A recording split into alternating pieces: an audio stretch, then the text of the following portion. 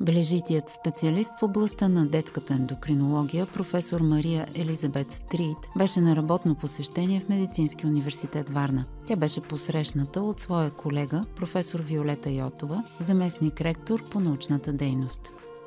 Професор Стрийт ръководи една много голяма група изследователи, които работят по няколко много интересни нови проекти, които тя ще представи. И е гост на Медицинския университет във Варна с съдействието и по линия на големият ни проект MOVE-Team, който предполага обмен между учени от различни страни. Основните професионални интереси на професор Стрийт са фокусирани върху децата, родени с ниско тегло за гестационната си възраст. I've been impressed by the hospital and by your city, and I have found a group of very active colleagues which have clinical activities in different areas of pediatric endocrinology. And I also met lots of young people who are actually making an effort to do quite a lot of research, which I am sure will improve pediatric endocrinology worldwide and in Europe. В рамките на визитата си тя представи пред свои колеги и студенти темата за химикалите в кърмата, които повлияват ендокринната система на новородените.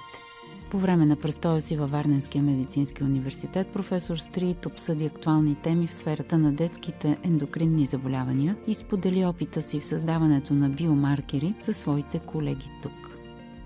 Вече протекоха две много интересни и полезни срещи, където нашите докторанти и бъдещи докторанти успяха да разпитат много внимателно за системата за обучение в Италия и за съвременната ситуация с науката и нейното финансиране и се увериха, че при нас в България нещата не само, че не са по-зле, ами имаме доста области, в които вече изпреварваме.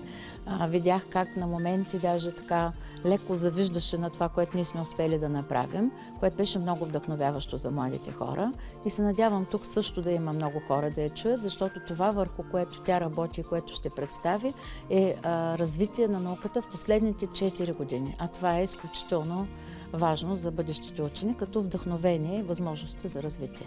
We obviously are working on the same patients and also I think that we have several research topics which we share and we can share.